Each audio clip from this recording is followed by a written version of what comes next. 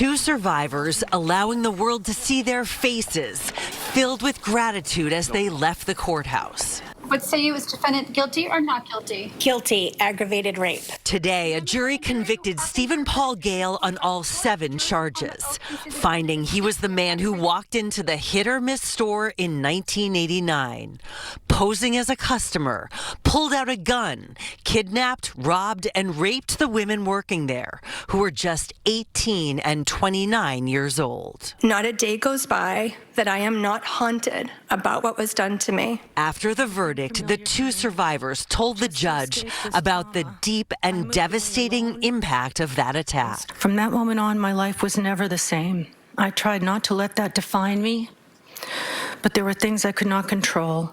Though my scars are not visible, experiencing the trauma is present, and it will be lifelong healing. In 2021, the women pushed to have their case reopened, and investigative genetic genealogy linked DNA they preserved from the crime scene to Stephen Paul Gale. After a nationwide manhunt, Gale was tracked down in California at a yacht, living under multiple aliases.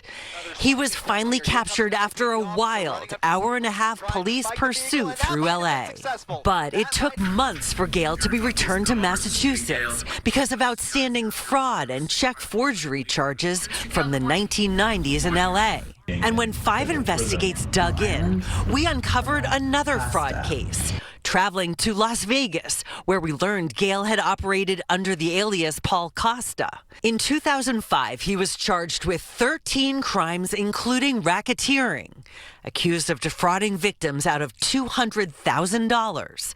That case was later dropped. But now in handcuffs in Massachusetts, he is convicted because 2 women never gave up hope they would see this day. I refused to remain a victim. I became a survivor.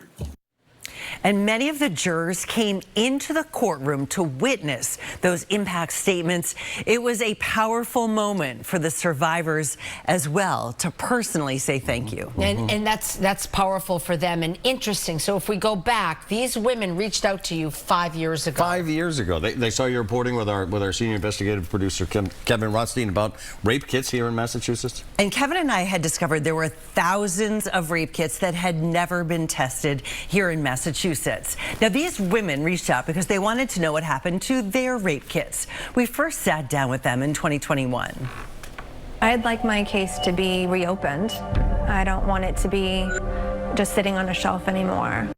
Well, it turns out that their kit was tested, but their push for answers ultimately led to their case being reopened, and authorities were able to use that new DNA technology to identify Stephen Paul Gale decades later, and today get justice. Now, they told me after Gale was captured that this is what every victim waits for. They wanted for him to face what he did for them, and today he did.